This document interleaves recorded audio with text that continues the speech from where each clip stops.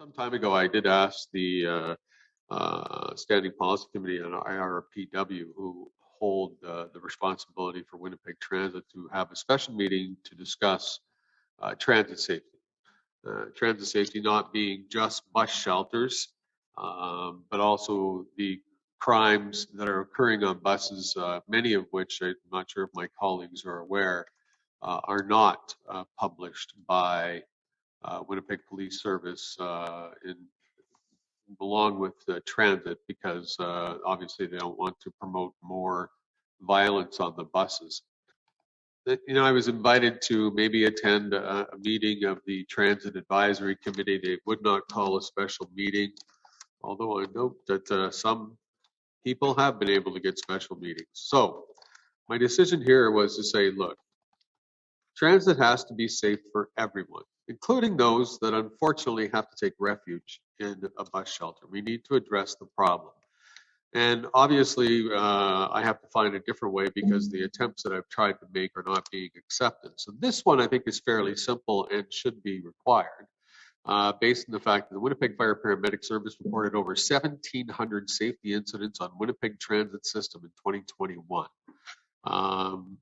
And there have been several high-profile incidents of Winnipeg transit system in 2022, including several assaults, fires, and temporary bus shelter encampments, and the death of a man in a bus shelter on February 22nd. The high level of safety of incidents makes this transit system less appealing for use.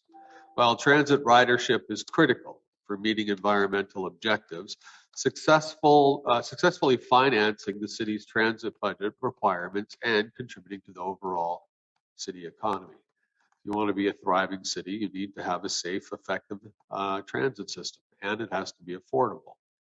Under the Charter, Section 5.1, Council has the responsibility to promote and maintain the health, safety, and welfare of the inhabitants.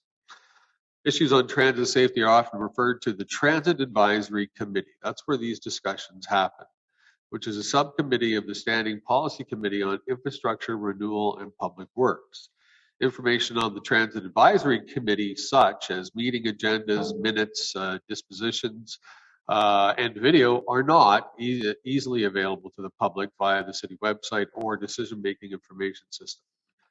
Section 3.0 of the city's open government policy defines transparency as publication of all government-held information, as opposed to only information on government activities.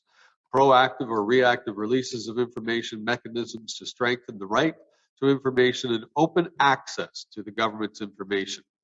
Section 3.0 of the city's open government policy defines participation as government seek to mobilize citizens to engage in dialogue on government policies or programs, provide input or feedback, and make contributions that led to a more responsive, innovative, and effective governance.